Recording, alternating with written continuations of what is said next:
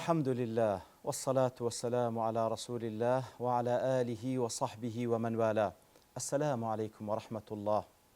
برزان خوش حالم جاريشي تر برنامج رامان بيم وخزمتان بمبسر رزامن دي رب العالمين وهي دار مئوي آزي السودي لور بقرن. أعوذ بالله من الشيطان الرجيم. بسم الله الرحمن الرحيم. قل هو الله أحد الله الصمد لم يلد ولم يولد ولم يكن له كفوا أحد. بلا بريزان رب العالمين لآتي كم دوام بوشوي كوصف خويدك أجر تبيني بكين لآتي كم أحد ببي ألف لامة بلام لآتي دوام صمد بألف لامة ويا حكمتي الودا لا مجموع فتاوى شيخ الإسلام باز دكاتن دفرمي لبروي بوشوي هاتيا لأن أحدا لا يوصف بأحد في الإثبات غيره. بس ما كله وأنا كان رابردو قل هو الله أحد جملة إثباته جملة بوشوي تنها وتنها لبو خواي قورها لبو غير الله تعالى هيج كسيك وصف ناكره هيج كسيك وصف ناكره سبحانه وتعالى جملة وجملة إثبات بغير الله تعالى بأحد لبو غير الله تعالى دبي إضافية بخريطة بال يعني جملة كان في بي يعني تشرط بي يعني استفهام بيوكو باس ماك كواتا تنها وتنها لبو الله بكار ده هدري بوشوية لببي ألف لامش هاتية بلام صمد بألف لام هاتية ضلينا بر أوي عرب كلمي صمد لبو غير الله تعالى بكار دينن لبو نمونا تسمي السيد صمدا كسك قوربي قوري قومي بيدلين صمد لبو بحساب خلشي دقرين ولا أو بلام لير دا خواي قور سبحانه وتعالى الصمدي لبو خوي بكرنا بألف لام لبروي تنها الله سبحانه وتعالى كمال صمديته وتأوزاتك بفعلي لذات خوي سبحانه وتعالى محتاج كزني همو خلشيج محتاج أون كواتا كمال صمديت كواتا لمخلوقين هيا الصمد خلق هندق لخلق بيستان بها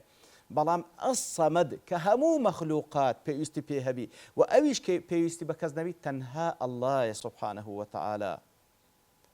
لم يلد ولم يولد أي لم يلد أحدا لم يلد أحدا الله تعالى كسي ليب ولد نبوة كسي ليب باش نكوتية واعتمن دالينية لم يلد أحدا من الإنس والجن والملائكة أو غيرهم هيج كسيتي لي نبوة الله تعالى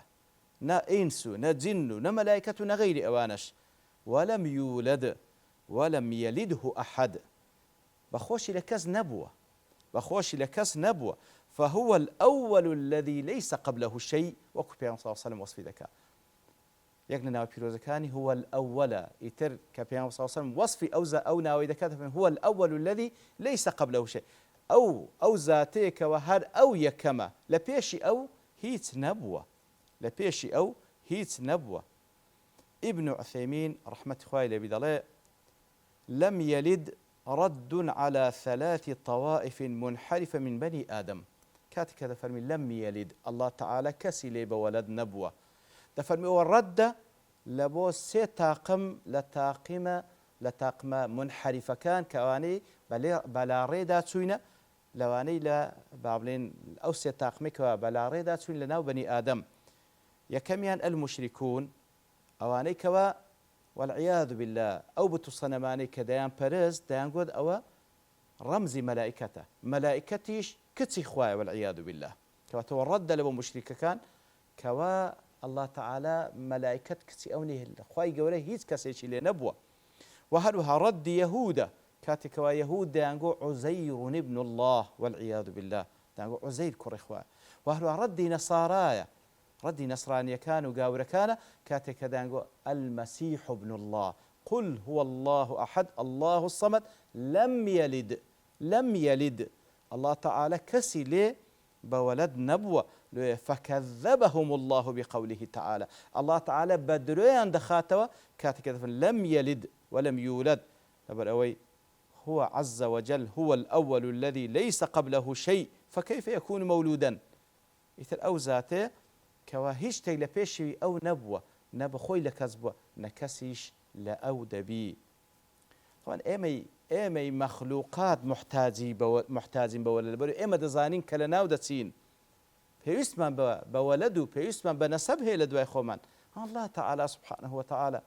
الحي سبحانه وتعالى پێویستی بەوەی نییە کەسێک جێگرەوەی والعیاذ بالله چونکە مردنی بەسەردانە لێ لەم یەلد کەسی لێ نەبووە بە خۆشی لە کەس نەبووە. لێرەدا پرسیارێک دێتە پێش. طبعاً ئیدعاکردن کەسانێکی منحریف کە ئیدعا دەکەن الله تعالى والعیاذ بالله منداڵی بووە. اینجا وەکوتمە مشریکان دەڵێن مەلایکەت، یەهودیەکان دەڵێن عوزەیر، نەسرانەکانیش دەڵێن مەسیح. ئەوە ئیدعا کرا بەڵام خۆ کەس ئیدعای نەکردێت کە الله تعالى والعیاذ بالله لە کەسێک بە پاش کەتیە. لەبەرچی خوای گەورە نەفی ئەوەش دەکاتەوە لە جوابەکەیدا أن من جوز الولادة له ئەوەی کەوا پێی وابی جائزە واتە دەشێ والعیاذ بالله خوای گەورە منداڵی ببی ئەوە من جوز الولادة له وأن يكون له ولد فقد يجوز الولادة عليه وأن يكون مولودا. أوي بي وابي آسايا خواي قروا والعياذ بالله نسبي ياخذ من دالي اللي بفاش دكوي بيشي آسايا بلا بخوشي لكسي شديكا بباش كاتيا لو فجاءت نفيها تتمة للنفي والتنزيه. لو يا خواي قروا سبحانه وتعالى نفي أوج دكاته وكا من دالي بو نفي أوج دكاته وكا بخوشي لكز نبو سبحانه وتعالى هر وكو لا حديث پیغمبر دات صلى الله عليه وسلم كاتي كوا برسياري ليه دكن درباري آي بحر دكري دس نويجي بيب شوي في صلى الله عليه وسلم لو علام داد فرمي هو الطهور ماؤه الحل ميتته